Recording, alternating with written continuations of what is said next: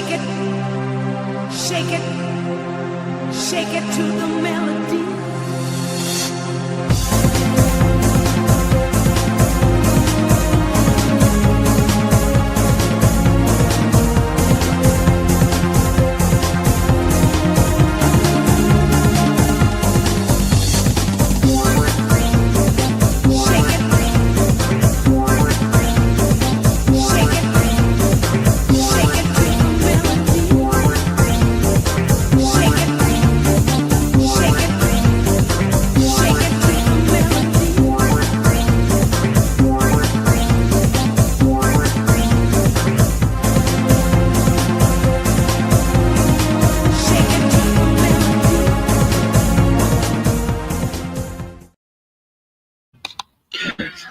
Well, hello and welcome to Easttown Park, not Feastown Park, by the way. And of course, welcome to, of course, Sunday, the 6th of April 2025, here on a gorgeous afternoon here, stroke evening. And of course, yeah, the kiosk has now closed at 4:30. And of course, it's great to be here. And of course, yeah, I was actually in the kind of like garden area courtyard earlier on, and I've got videos to come of that, so please do brace yourself for that.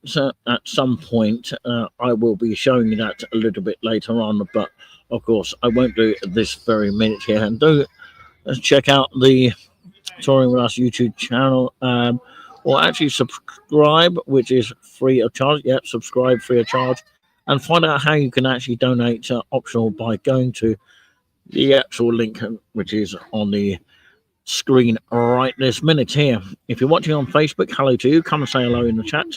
And of course, you know, tell us what you have seen recently of the channel as well, and tell us what you'd like to actually see on the channel as well. Of course, I was talking on the bit that was in the garden. Of course, it's only exclusive to be open during the time of the kiosk opening times, which is a bit of an unfortunate thing. But of course, once that closes, they kick you out, basically. Well, not in a horrible way, but of course, basically it finishes. So, yeah, I'm also told by, of course, the kiosk guy who actually mans it, by the name of Michael, that of course if it's busy in the park, they might let you have a cup of tea inside, but on that note, they can let you go in there, you know, depending on if there is a booking in the building. It's also the building of the government voting scheme, which may be taking place this year for the local elections. But anyway, of course, I've got loads of leaflets that I did discover in this area here. If you're watching on Facebook, of course, this will be a temporary thing. But of course, when the free system runs out, basically what will happen is I'll just primarily shoot my videos on to YouTube channel. But if you haven't already, make sure you subscribe to the channel. Thank you very much for watching. Whoever is watching, there could be some hidden viewers for all I know, and please do, by all means, leave us a comment down below here on the live chat here. I don't know if I can actually do a poll on the screen here, but I can definitely ask questions on that note. So I'm just having a look around at the moment. There's no way I can actually do a poll on this note here. I'd have to go on to the main channel to be able to do one. But of course, that is another thing altogether. And also, I was talking about the Botanic Gardens, which came from a leaflet which was dated 2024. They haven't updated it since. But I think pretty much the same thing happens each and every year at the Botanic Gardens in Cambridge University Gardens there. But of course, when that video gets played on one of my channels or wherever you see it, make sure that you do tune in to watch it. You can also discover Waltham Abbey. Of course, it tells you on this leaflet how to get there. By car, it's junction 25 at junction 26. From airport, Stansted, 20 miles, and Heathrow, 45 miles. By train, Waltham Cross, 1 mile, and underground Epping, which is EPPIN, and with a G on the end of it. And, of course, 6 miles as well. And the bus routes is 211 /212 213 240 /250, also 251 255 505 and 555. So yeah, those are the routes of how to get to, of course, Waltham Abbey. Apparently it is quite a nice little place to go to. It's located in the southwestern corner of Essex.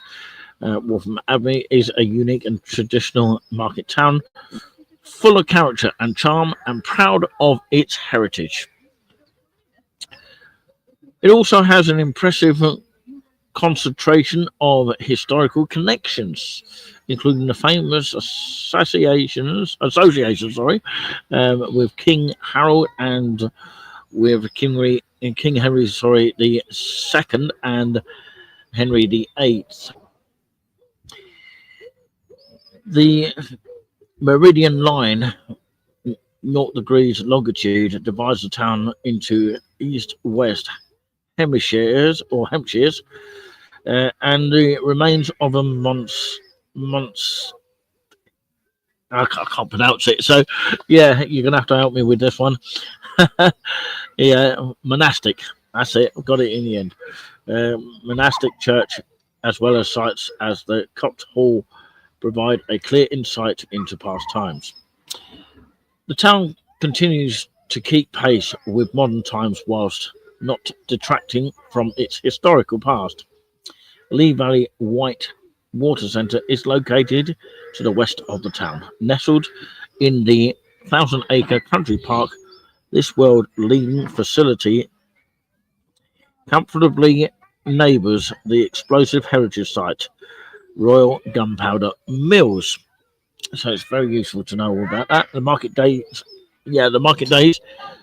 continue to bring town centre to life twice a week, whilst the town's independent shops along the supermarkets and retail parks provide residents and visitors alike with the opportunity to shop for all their needs. So there's restaurants, cafes, tea rooms, pubs, hotels provide a wide range of food and drink for any occasion, whilst sport and health centres and the library provide crucial public services. Parklands, forests and rivers and lakes are integral to the wider town. Riverlea Country Park to the west and the ancient woodlands of Epping Forest, that's EPPING Forest, to the east provide space, wildlife and countryside for all to enjoy. The border, or on the border of Hertfordshire and London, with excellent road links on the M25 to J, which is junction 26, and rail links from Waltham Cross Station to Liverpool, London, Liverpool Street. With a bit of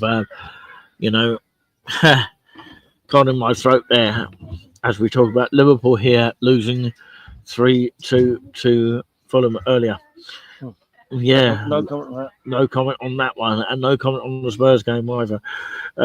So yeah, yeah, bad results for all those that have been suffering.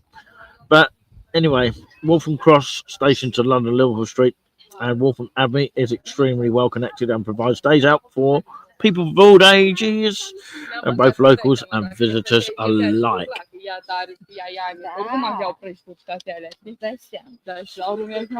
So why not make a weekend of it, or even a week away? We've got the Waltham Abbey Marriott Hotel on the old Star Lane of Waltham Abbey, located near junction 26 of the M25. This recently refurbished 4-star hotel boasts at least 100 162 ensuite rooms, conference facilities, leisure club, and an indoor pool, bar, lounge, and restaurant facilities are also available to guests and day visitors. And you also got the Premier Inn, Waltham Abbey as well, which is at Stewartstone Road. PremierInn.com, located a few minutes from the M25 in a rural location near the Gunpowder Park. This national chain offers a quality accommodation at reasonable prices. All rooms have king-size spreads, as in beds, and ensuite facilities, and there is an old-fashioned pub and a restaurant on site. And finally, the Lee Valley campsite, which is Stewartstone Road. Of course, this idyllic and peaceful setting. This popular and busy site can accommodate caravans, motorhomes, and tents. Two-person cocoons and four-person woodland cabins are also available to hire and are perfect for those who want to go back to nature but want more shelter than a tent. On-site facilities include electric hookups, service points, and a fully equipped licensed shop, laundry, and children's play area. Bed and breakfast. There's a range of bed and breakfast accommodation in and around the town. Full lists and a booking scheme is available. It's available from the Tourist Information Centre 01992 652 295. That's the Tourist Information Centre. So there's so much more to talk about, of course, discovering Waltham Abbey. Of course, I'll talk very quickly about the walking and cycling with miles and miles of surface pathways. River Lee Country Park and Gunpowder Park and Epping Forest provide an ideal traffic-free routes for your walk, run or cycle in scenic and safe environments. There are a whole host of designated trails, routes and free guided walks. Cycle rides are provided by a number of different organisations in and around the town. How beautiful is that? So later on tonight, of course, we'll probably have a little bit of a Q&A and a little bit of a chat. I just clicked my thing away there for a second. So, yeah, if you do want to comment and say hello, feel free to do so at any time. Yeah, and if you do want to support the channel at any time, feel free to support the channel. I won't be on for too long because my battery is running low. So, yeah, I've got no electric hookups in the area. So, yeah, hopefully I'll be able to gather the video that I've done earlier and give you an insight of that. And, of course, I'll be working hard with some other videos as well to come up on the channel. So, thank you very much for everyone. We've got at least 2 people coming in here to tune in, which is absolutely brilliant.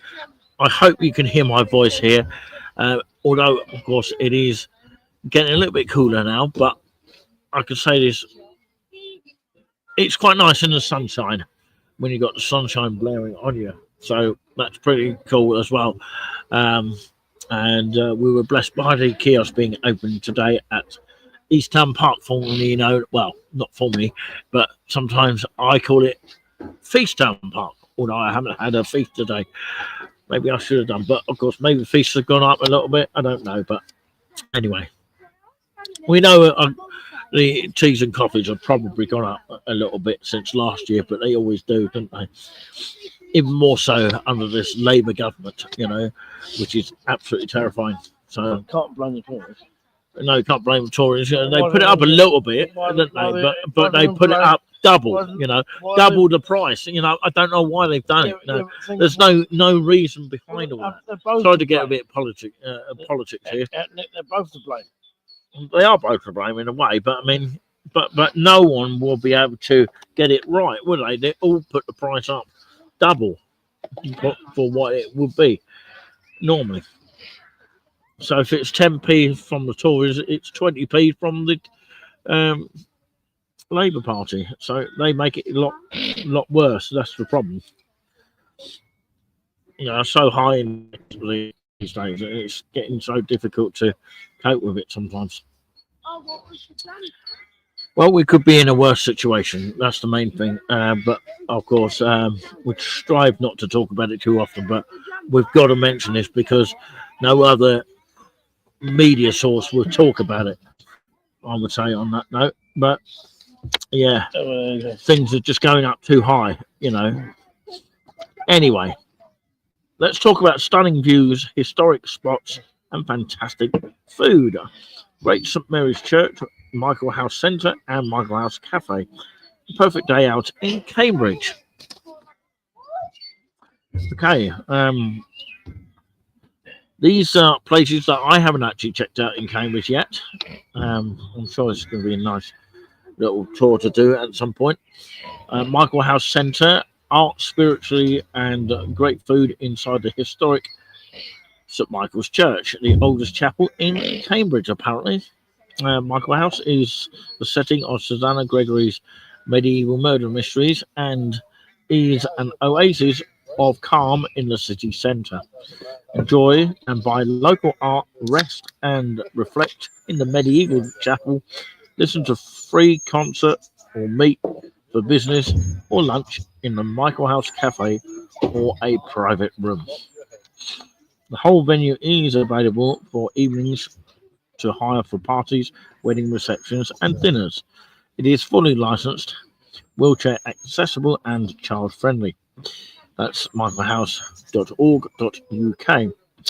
And for more information, check out this email here, manager@michaelhouse.org.uk. This time it is org.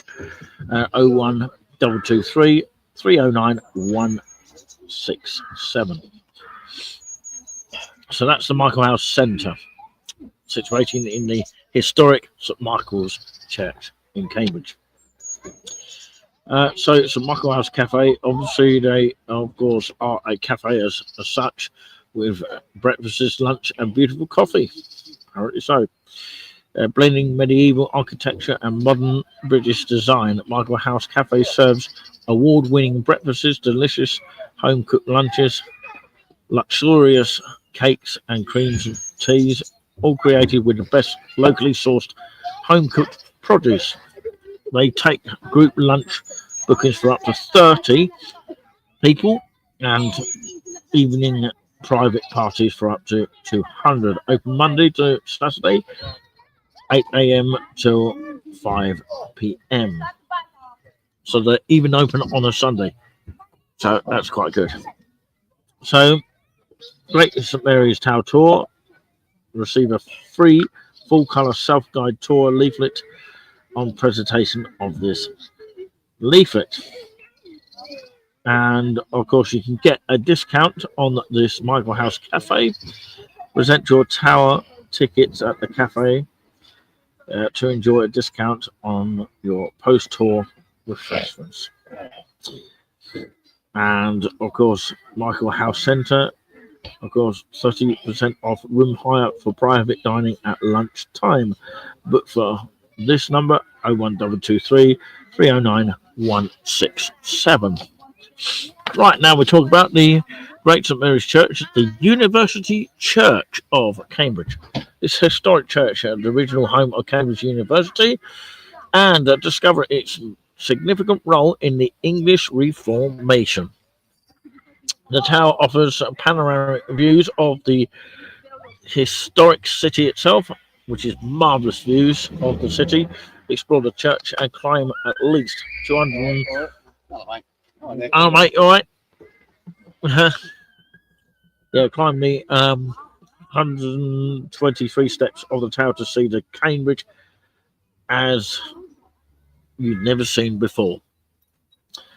The church, tower, and gift shop are open from 10 a.m., which is Monday to Saturday, and 12:30 p.m. on Sunday. See the websites for more times of the services.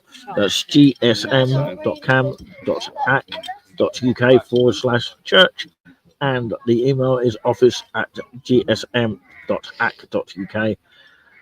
01223 747 272.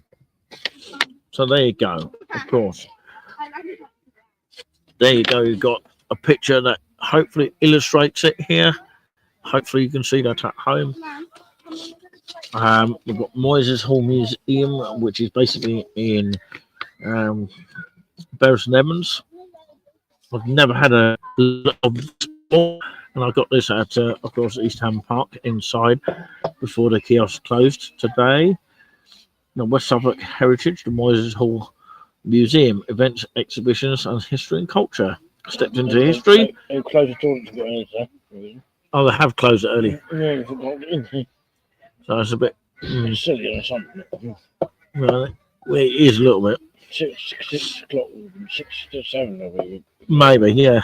Oh, well, last week it was open longer. The girls wasn't there. Yeah. Yeah, It seemed to be it's too early. I know. Yeah. No, they could leave it open for a bit, but because there is a key for those people who can get into the disability toilet. So yeah. Well, we'll talk about that on another stage, but there you go. Stepped in history, Moyses Hall has looked out of Bury St Edmunds marketplace for almost 900 years. So it's 900 years old, the Moyses Hall. Wow. Home to one of the finest clock collections outside of London.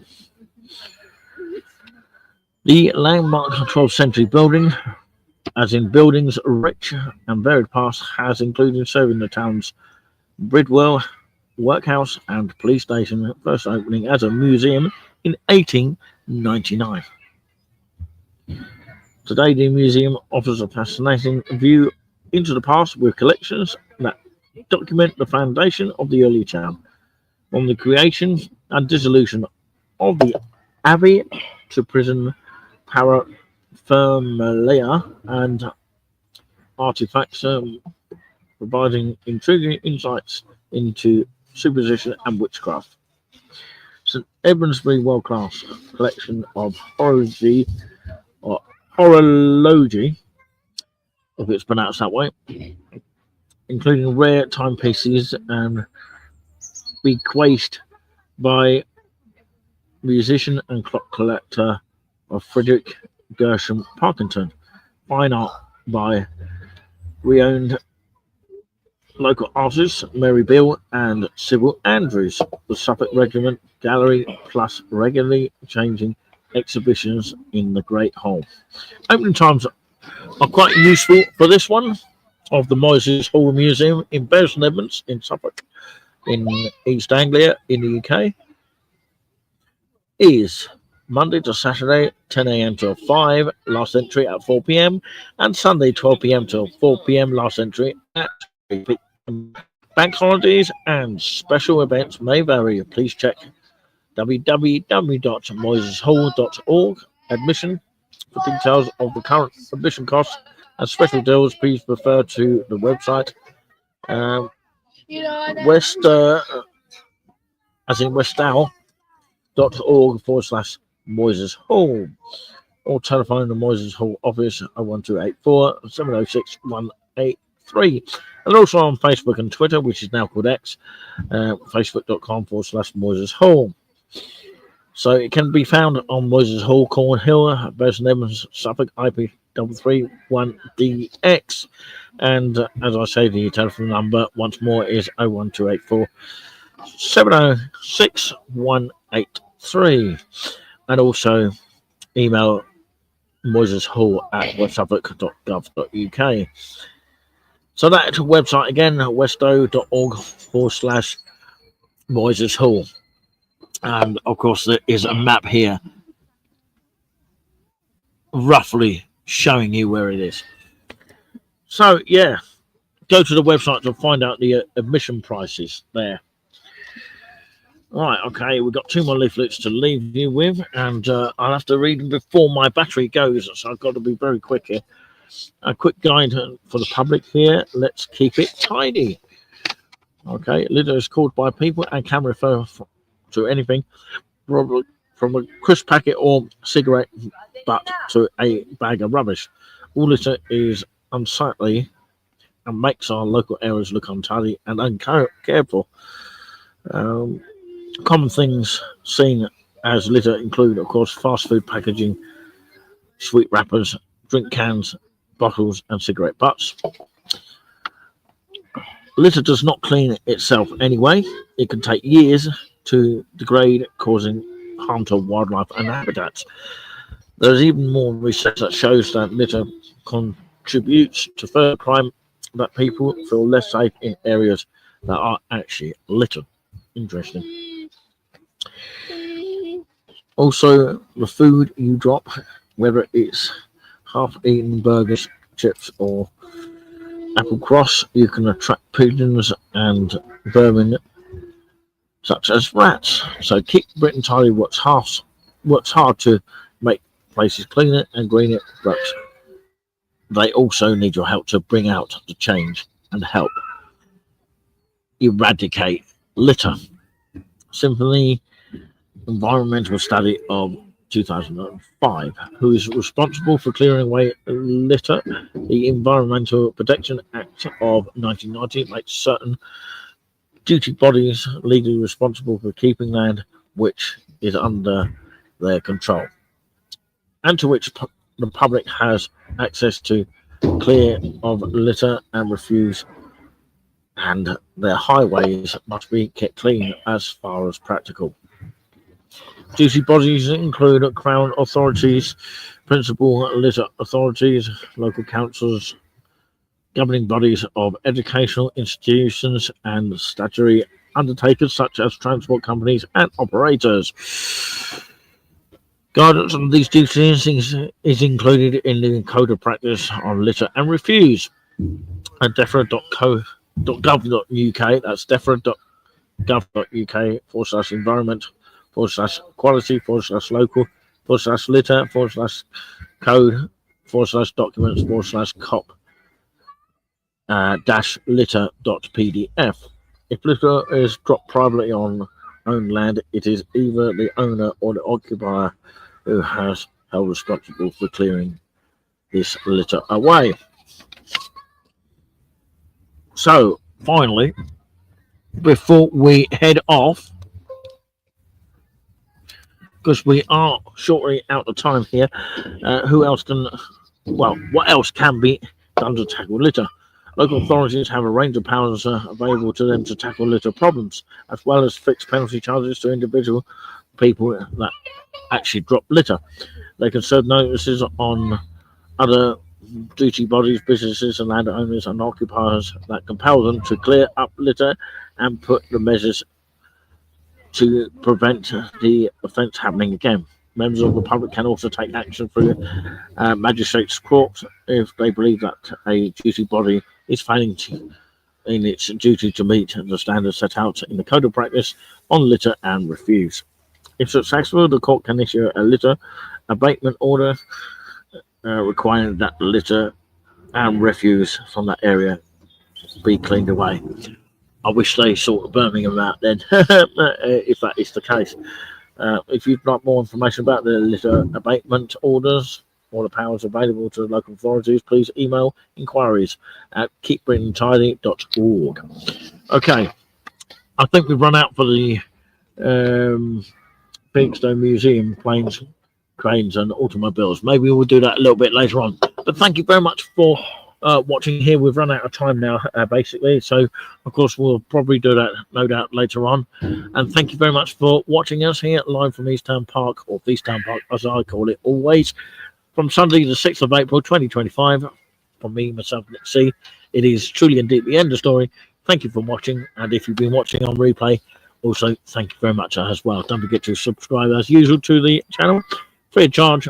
Doesn't cost you one penny. But until next time, we always say, we'll be back before you can say the words. Are you back already? Catch you later. Before I see you later. Bye.